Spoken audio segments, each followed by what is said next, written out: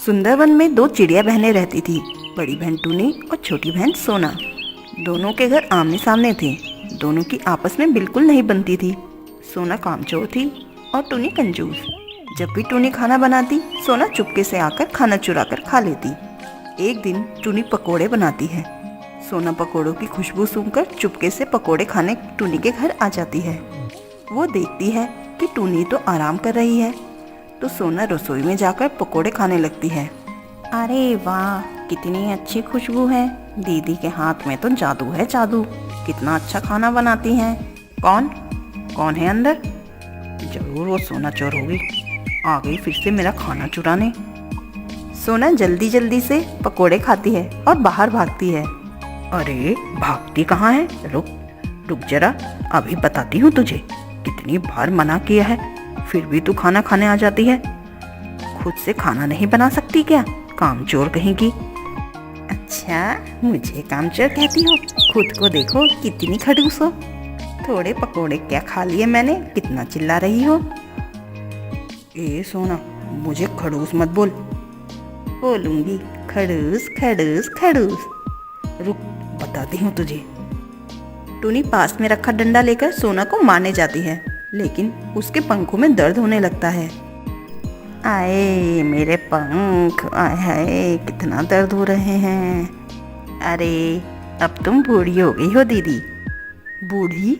बूढ़ी होगी तू? रुक, बताती हूँ तुझे। टूनी गांव के मुखिया चील के पास जाती है। मुखिया जी, मुझे इंसाफ चाहिए, इंसाफ। अरे टूनी, अब क्या हुआ? फिर से अपनी बहन से लड़कर आई हो क्या? क्या करूं मुखिया जी, जब देखो मुझे परेशान करती रहती है। मेरा खाना चुराने मेरे घर आ जाती है, खाना चोर कहेंगी। मुझे तो लगने लगा है मैं तुम दोनों की समस्या हल करने के लिए ही मुखिया बना हूँ। जब देखो तुम नई समस्या लेकर आ जाती हो। देखो, अभी तो मुझे कहीं जाना है, मैं तुम्हारी समस्या बाद में सुनूंगा। ऐसा बोलकर मुखिया वहाँ से चला जाता है। टूनी घर आ जाती है और सोचती है सोना को सबक सिखाना ही पड़ेगा। फिर अगले दिन वो खिचड़ी बनाती है। वाह, क्या खुशबू है। लगता है दीदी ने खिचड़ी बनाई है। दीदी, ओ दीदी, क्या बनाया है आज? बहुत अच्छी खुशबू आ रही है। खिचड़ी बनाई है छोटी, खिचड़ी। टूनी खिचड़ी से भरी हुई थाली लेकर बाहर ही बैठी थी। क्या मेरा इंतजार कर रही हो क्या दीदी? हाँ छोटी, तेरा ही तो इंतजार कर रही हूँ। लगता है दीदी ने मेरे लिए भी खिचड़ी बनाई है। अच्छा, तो फिर दीदी मुझे भी खिचड़ी दो। खिचड़ी खानी है मेरी प्यारी बहन को। चल चल, बढ़िया खिचड़ी खाने वाली। मैं तो यहाँ इसीलिए बैठी हूँ कि तुझे चिढ़ा सकूँ। देख देख कितनी स्वादिष्ट खिचड़ी बनी है। थोड़ी सी मुझे भी दे दो ना दीदी। भाग यहाँ से, मैं नहीं देने वाली तुझे। बड़ी आई खिचड़ी खाने वाली। बूढ़ी खड़ूस कहीं की। तू कामचोर बूढ़ी। सोना को गुस्सा आ जाता है और वो अंदर जाकर अपने लिए भिंडी की सब्जी बनाने लगती है। अरे छोटी, क्या बना रही है? फिर से वही जली हुई भिंडी। जैसे तेरा दिल वैसी तेरी भिंडी जली हुई। ये दीदी कुछ ज्यादा ही बोल रही है, इनको तो अब सबक सिखाना ही पड़ेगा। अगले दिन टूनी सोना को चिढ़ाने के लिए राजमा बनाती है। आज तो मैं ऐसे राजमा बनाऊंगी कि छोटी से रहा ही नहीं जाएगा। भागी भागी आएगी मेरे पास खाना मांगने, तब बताऊंगी उसे मुझे बूढ़ी खड़ूस बोलती है ना। लेकिन सोना तो पहले से ही टूनी को जलाने की योजना बनाकर बैठी हुई थी। दीदी के खाना बनाने से पहले मैं चावल बना देती हूँ, फिर जब दीदी सब्जी बनाएगी तब तो। टूनी खाना बनाती है। खाने की खुशबू सोना के घर तक आ रही होती है। आहा, क्या खुशबू है, मजा ही आ गया। क्या खाना बना है। ये क्या मांजरा है? टूनी सोना के घर जाकर देखती है। क्या खुशबू है दीदी, मस्त राजमा बनी है। वाह, आहा, मजा ही आ गया आज तो दीदी। पागल हो गई है क्या? तू तो केवल चावल खा रही है। अरे दीदी, ये खुशबू है ना, मजा ही आ गया। खुशबू चोर, मेरी राजमा की खुशबू चुराती है। रुक रुक, अभी मुखिया को बुलाकर लाती हूँ। टूनी भाग भाग कर मुखिया के पास जाती है।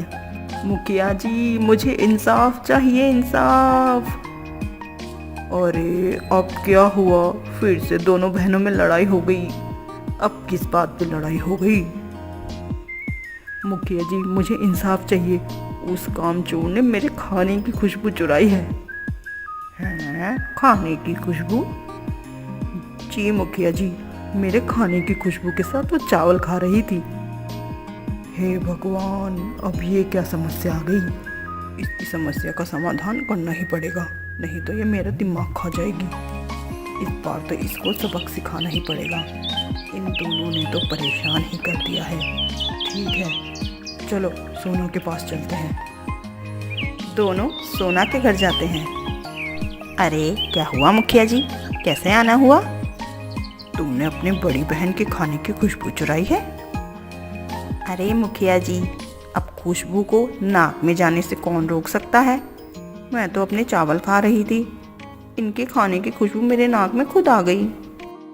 नहीं नहीं मुखिया जी, ये तो मज़े से अपने चावल के साथ मेरे खाने की खुशबू खा रही थी।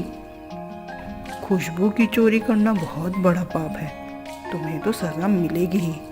मुखिया जी, इसे सख्त से सख्त सज़ा दो, जिससे आगे से ये मुझे बिल्कुल परेशान ना करे। ठीक है, तो चलो आप ही बता दो, इनको क्या सज़ा मिलनी चाहिए? बचपन में इसकी वजह से मुझे मेरी माँ ने डंडे से बहुत मारा था। मैं भी उसका बदला लूँगी, मैं भी इसे डंडे से मारूंगी। ठीक है, तो ये लो डंडा, और इसकी परछाई को 50 नहीं 100 नहीं 200 डंडे मारो। ठीक है मुखिया जी, आज तो मैं इसे नहीं छोड़ूंगी। ये अरे दीदी, और जोर से मारो ना। हाय, मैं तो थक गई। मुखिया जी, इसकी परछाई को मारने से तो कुछ नहीं होगा, ये तो हंस रही है। मैं इसको ही डंडे से मारती हूँ। नहीं नहीं, इसने तुम्हारे खाने की खुशबू ली थी, खाना तो नहीं खाया था, इसलिए तुम भी इसकी परछाई को मार सकती हो, इसको नहीं। टूनी सोच में पड़ जाती है। टूनी, जब तुम्हारी बहन खाना नहीं खाती तो तुम्हें अच्छा लगता है क्या? नहीं मुखिया जी, अच्छा तो नहीं लगता, लेकिन वो इतनी कामचोर है कि मेरा काम में हाथ ही नहीं बटाती, बस बैठे बैठे खाना खाती है। और सोना, तुम, जब तुम्हारी बड़ी बहन दिन भर काम करती है तो तुम्हें नहीं लगता कि तुम्हें उनका काम में साथ देना चाहिए? लगता तो है मुखिया जी, बस वो थोड़ा सा आलस आ जाता है। अरे तुम दोनों तो सगी बहनें हो, दोनों मिलजुल कर काम करोगी तो दोनों के लिए फ़ायदा होगा ना। हाँ मुखिया जी, आप ठीक कह रहे हो, मुझसे गलती हो गई, अब मैं इससे झगड़ा नहीं करूँगी। जी मुखिया जी, मैं भी अपनी बहन का काम में साथ दूंगी। ठीक है बहन, आज से हम दोनों मिलजुल कर काम करेंगे और साथ खाना खाएंगे।